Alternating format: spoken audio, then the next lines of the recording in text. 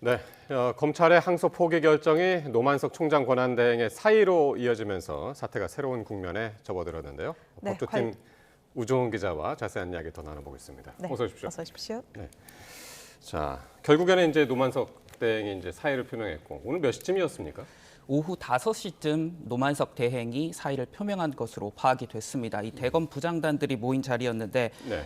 노만석 대행이 사의를 표명하고 대검 대변인실도 즉각 기자들에게 알렸습니다. 사의를 표명했다는 소식을 알렸고 다만 노만석 대행의 공식적인 입장에 대해서는 향후에 있을 퇴임식에서 밝힐 예정이라고만 밝혔습니다. 예. 네, 노만석 대행이 우리 YTN 취재진에게 사의 표명 이유를 좀 밝혔다고요?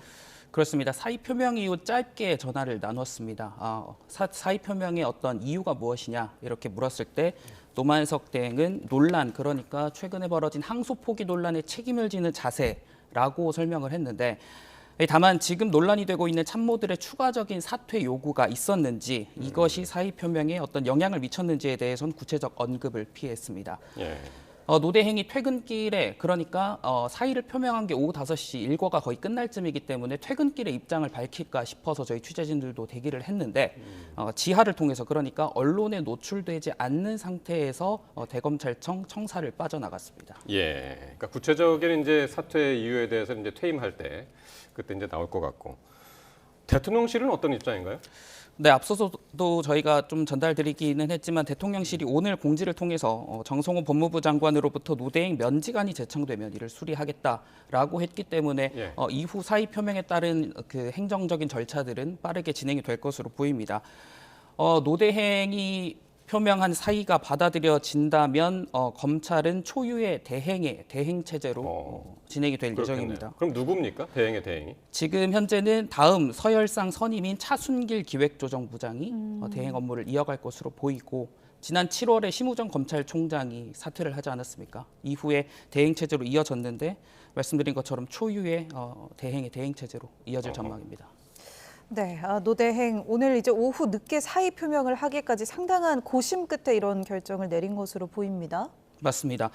앞서서 노 대행은 검찰 내부에서 참모들의 사퇴 요구, 거취 표명 요구가 있자 하루 이틀 시간을 좀 달라 이렇게 이야기를 했고, 어제는 실제 하루 연가를 내고 출근을 그렇죠. 하지 않았습니다. 예. 그리고 오늘 이 출근을 하겠다고 해서 저희 퇴근길에 나갔던 것과 마찬가지로 출근길에도 나가서 입장이 있을까, 그리고 거취 표명이 관심이었기 때문에 이에 대해서는 어떤 입장일까 물어봤는데 출근길에서는 묵묵부답이었습니다. 아무런 답변을 하지 않았고요. 그리고 오늘 일과 중에는 이 업무들, 그러니까 지금 예정된 업무들을 다시 진행을 하라라고 해서 사퇴를 하지 않는 건가, 예. 이것이 또 다른 거취 표명의 표현인가라고 예. 했지만 결국 일과가 끝날 쯤 오후 5시에 사의 표명이 나왔습니다. 그러니까요. 그러니까 모레 있을 일정까지 챙겨라. 그렇게 이제 부속실에 얘기를 해가지고 진짜 오늘 사퇴하지 않는 것이 아닌가 싶었는데 결국엔 사퇴를 했고. 그럼 이렇게 결심을 하게 된 배경은 어떻게 읽힙니까? 저희가 계속해서 전해드렸던 것처럼 검찰 내부 반발을 의식할 수 없지 않았기 때문일 겁니다. 검찰 내부 반발이 상당히 거셌고요. 법무부 장관 정책보좌관 그리고 현직 부장검사 등 일각에서는 이 노 대행이 버텨야 한다라는 의견도 있었지만 대부분 검사장, 대검 참모, 대검 연구관까지 검찰 내부에서 노 대행에 대한 거취 표명 요구는 시간이 갈수록 거세졌습니다. 사실상 이게 검란으로 불릴 만큼 거센 항의였는데 이 고심을 이어간 노 대행의 결국 사의 표명도 이 같은 검찰 내부의 반발을 의식했을 거라는 관측이 나오고 있습니다.